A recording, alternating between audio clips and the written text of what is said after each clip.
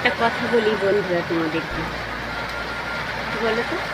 কথাটা হচ্ছে, তোমার স্বামী যখন তোমাকে খুব ভালোবাসবে তখন জানো তো শত্রু লেগে যায়। তো শত্রু কারা জানো তো?